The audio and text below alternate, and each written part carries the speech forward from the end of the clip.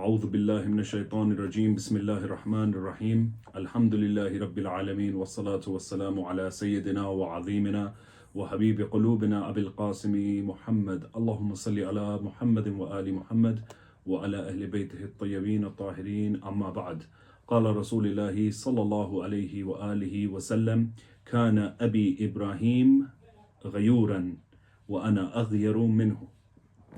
Assalamu alaikum, brothers and sisters. Welcome to the 5th episode of the Sayyids series, where we will be discussing the Ghayrah of Rasulallah sallallahu alayhi wa alihi wasallam.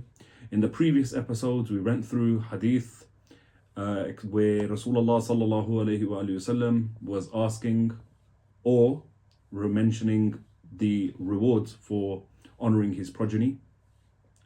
And at the end of the video, I said that I would mention the reason why Rasulullah sallallahu alayhi wa alihi wasallam did this. And the reason is the Ghayrah of Rasulullah sallallahu alayhi wa alihi wasallam, which is the topic of this video. In Hans Wehr's lexicon, it points out to be jealous, to display zeal. And these are the definitions given by Hans Wehr's lexicon. However, the meaning that we are looking for is also one that is mentioned in this lexicon, which means to protect jealously. Lane's lexicon defines this word as a man's dislike of another's participating in that which is his right, or the former's right. Going into this, further into this word and understanding how it's used, Mullah Mahdi al-Naraqi in Al-Jami' al-Sadat categorizes Ghayrah primarily into 3 different categories: Al-Ghira al-Din, wal-Harim, wal-Awlad.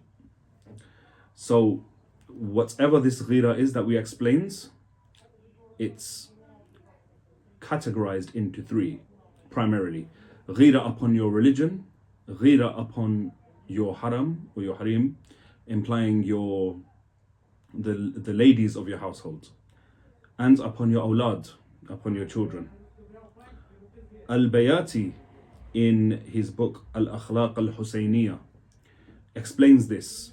And as he's explaining what Ghayrah is here, he says, وَالْغِيرَ هِيَ مِنْ شَرَائِفِ الْمَلَكَاتِ وَبِهَا تَتَحَقَّقُ الرُّجُولِيَّةِ وَالْفَاقِدُ لَهَا غَيْرُ مَعْدُودٍ مِنَ الرِّجَالِ. So, Ghayrah is from the most honorable qualities of a person or a man, and with it manlyhood is verified and confirmed. وَالْفَاقِدُ لَهَا, and the one who does not have this, غَيْرُ مَعْدُودٍ مِنَ الرِّجَالِ, he's not counted amongst the men. These are basic definitions which are applied to normal people like me and you.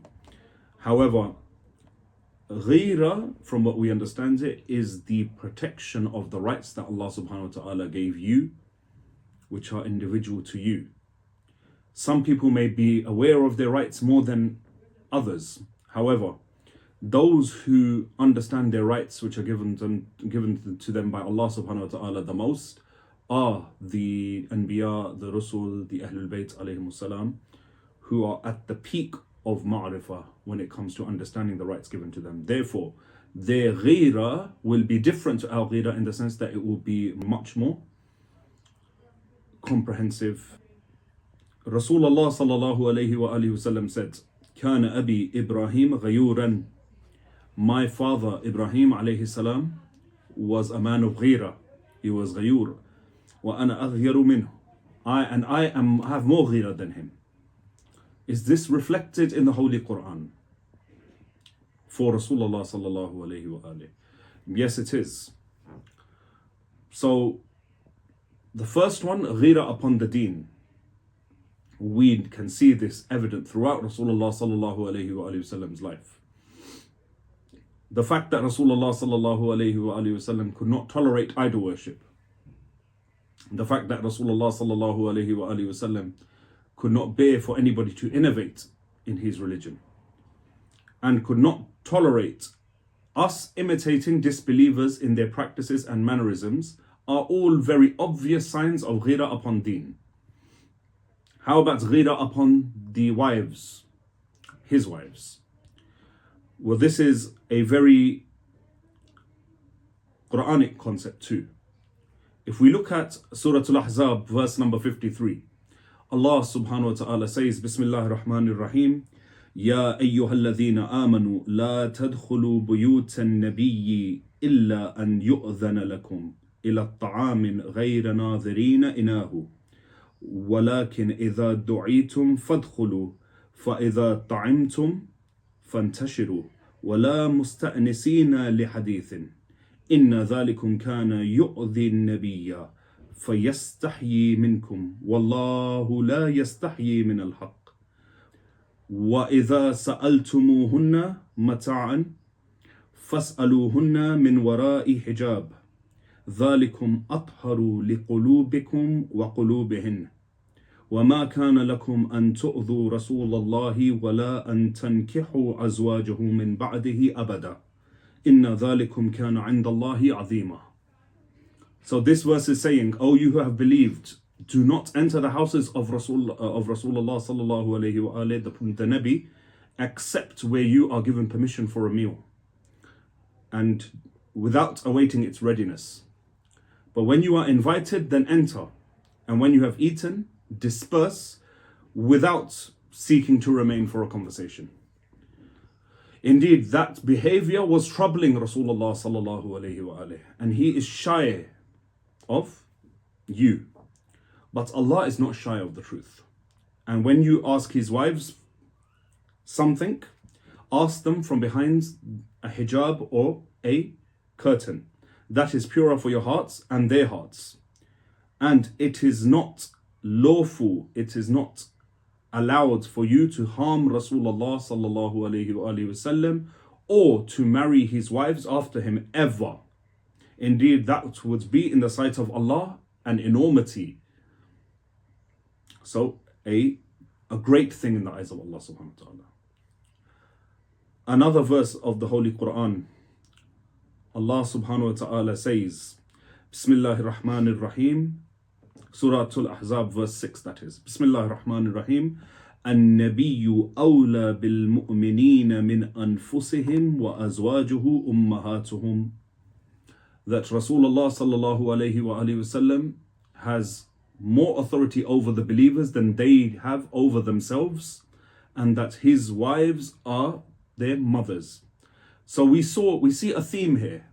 Rasulullah sallallahu alayhi wa sallam, his ghayrah upon his wives, that certain companions, although they may not have intended it, used to make Rasulullah sallallahu alayhi wa sallam feel uncomfortable when they used to visit his home. And it used to hurt Rasulullah sallallahu alayhi wa that they used to linger around too much and have extended conversations and would stay well in advance for the meal, awaiting for it to be ready. And also any talk of marrying one of his wives after him. And the next verse which we quoted, that his wives are their mothers. So النبي أولى بالمؤمنين من أنفسهم وأزواجه أمهاتهم. That they are your mothers. You cannot marry them. In that context, they are your mothers. So as far as the awlad is concerned, we gave examples in the previous episodes that Rasulullah sallallahu alayhi wa sallam felt ghayrah upon his awlad and his dhurriyyah. And an example of this, which I'd like to show, is the fact that a Sayyid from Bani Hashim cannot accept the non-obligatory zakat from the hands of a non-Sayyid. And this is something mashhur and ma'ruf, a very well-known concept amongst Islam, in fact. However, a Sayyid may take from another Sayyid. And what's the reason? If you look at the narrations of Ahlul Bayt alayhim salam, they say this is wasakh, this is awsakh aydin nas. So this is the dirt from the hands of the people. So Rasulullah sallallahu alayhi wa sallam did not want anybody to pity his progeny or look down upon his progeny or to see them as lowly. Therefore, This is an example of Ghayrah upon awlad. Another example of Ghayrah, a very interesting hadith, which I mentioned in the previous episodes, regarding the Ghayrah of Rasulullah over his sallallahu alayhi wa alihi wasallam over his children, was where Rasulullah sallallahu alayhi wa alihi wasallam said, "Akrimu awladi as-salihuna lillah wa talihuna li." Honor my children, those who are pious for Allah's sake, and those who are the wicked of them for my sake. And it came to my attention that there's an Iraqi sheikh who made commentary about this very hadith and raised some doubts about it, saying that this cannot possibly be narrated from Rasulullah sallallahu alayhi wa alihi. There is no way Rasulullah sallallahu alayhi wa alihi wasallam can say something like this. Ya Shaykh, why? He says, because if this was correct, then there are now two wills. One will of Allah subhanahu wa ta'ala and one will of Rasulullah sallallahu alayhi wa alihi. And this cannot make sense, because Rasulullah sallallahu alayhi wa alihi wasallam's will is the same as the will of Allah subhanahu wa ta'ala. My question to the Shaykh is that when Rasulullah sallallahu alayhi wa alihi wasallam felt uncomfortable, was it Allah subhanahu wa ta'ala who first felt uncomfortable, then Rasulullah sallallahu alayhi wa alihi felt uncomfortable? Or was it first Rasulullah sallallahu alayhi wa alihi feeling uncomfortable and then Allah subhanahu wa ta'ala feeling uncomfortable on the basis that his Habib is uncomfortable? Why am I saying this? It's because Rasulullah sallallahu alayhi wa alihi wasallam has a human dimension. There's many examples of this human dimension. Let's look at the case of the Battle of Khandaq, when Imam Ali alayhi salam had slain Amr, and Amr was in his final moments. Amr spat in the face of Amir al-Mu'mineen alayhi salam. Imam Ali alayhi salam walked away, came back and killed him. Why did he do this? Because Imam Ali alayhi salam felt angry and did not want to kill Amr except for the sake of Allah. You see Imam al-Hussein alayhi salam in Karbala, the pain that he went through. This shows that these personalities had emotions, had feelings. Likewise, Rasulullah sallallahu alayhi wa sallam also had a human dimension. If it is indeed like this, that there are two wills, when Allah subhanahu wa ta'ala says in the Holy Quran, "O you who believe, obey Allah, obey his messenger, and obey his messenger and those in authority from amongst you," does this mean that the will of Allah subhanahu wa ta'ala and the will of Rasulullah sallallahu alayhi wa alihi are two separate things? Or is this just an emphasis of the obedience to Rasulullah sallallahu alayhi wa alihi? Likewise, we say that the fact that Rasulullah sallallahu alayhi wa alihi wasallam is saying, "For me, honor the wicked ones from my progeny," for me, is highlighting his human dimension and emphasizing his importance in the grand scheme of things in the eyes of Allah subhanahu wa ta'ala. Because Allah subhanahu wa ta'ala makes his will what Rasulullah sallallahu alayhi wa sallam's will is, because his will is not like mine or yours. They're not based upon desires and whims. Allah subhanahu wa ta'ala has Ghayrah upon his Nabi sallallahu alayhi wa alihi. In Al-Mahasin by Al-Barqi, it is narrated from Imam Ali alayhi salam that he said, "Inna Allah yagharu lil mu'min." Allah subhanahu wa ta'ala has Ghayrah upon the mu'min.